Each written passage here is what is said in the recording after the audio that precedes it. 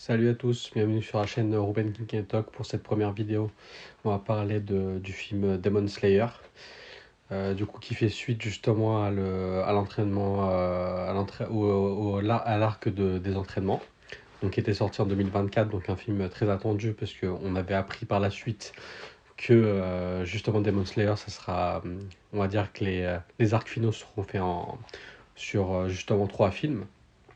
Donc là, on a une grosse sortie, donc déjà, ça serait une critique de GA sans spoiler, parce que le film vient de sortir hier officiellement. Donc j'ai eu la chance de pouvoir le voir je remercie Shedley qui m'avait invité justement pour l'avant-première, donc qui était super cool.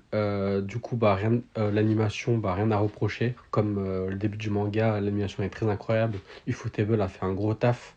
Ça, faut le dire que voilà, c'est quand même un studio qui est à l'origine de Demon Slayer, qui a fait aussi les Fate Stay Night, donc c'est quand même de l'animation quand même de qualité. Et donc c'était plutôt pas mal. Et on a eu quand même des bangers avec vraiment des gros combats qu'on attend tous. Donc là, on a pu voir aussi des combats avec Tanjiro, Zenitsu. Donc non, ouais, franchement, c'était plutôt pas mal. Et puis, même, il y avait des trucs au niveau de l'animation qui étaient hyper stylés. C'est-à-dire, quand il rentre justement justement, ce qu'on voit justement dans la dernière saison avec tous les piliers, justement, qui tombent dans le piège de Musan.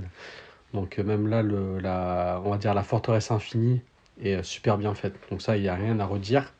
Par contre, mon point négatif, ça va être justement sur les, euh, les flashbacks. Les flashback stories, elles sont beaucoup trop longues. Donc on s'y perd un peu. On a les combats qui commencent, on est dans l'engouement, on se dit, bah tiens, qu'est-ce qui va se passer? Et bim, ils nous balancent des flashbacks. Donc ça, c'est vraiment en fait je trouve le défaut du film, parce que franchement, c'est quand même un gros film, parce qu'on est sur quand même 2h30 de film, et facilement, moi je dirais on pourrait enlever 30 minutes du coup dans le film. Donc voilà, et pour moi, ça va être quand même une note de 7,5 sur 10. Je vais pas mettre non plus une grosse note, tout ça, parce que voilà, j'étais quand même un peu déçu justement au niveau de ouais, franchement, les histoires, on aurait pu avoir plus court. Et puis, en fait, les transitions étaient mal faites entre ce que je disais avec les combats et puis justement, les stories, les backstories, en fait. Donc, ça aurait pu être mieux fait. Et puis, mais après, ça respecte le manga. Moi, j'ai fini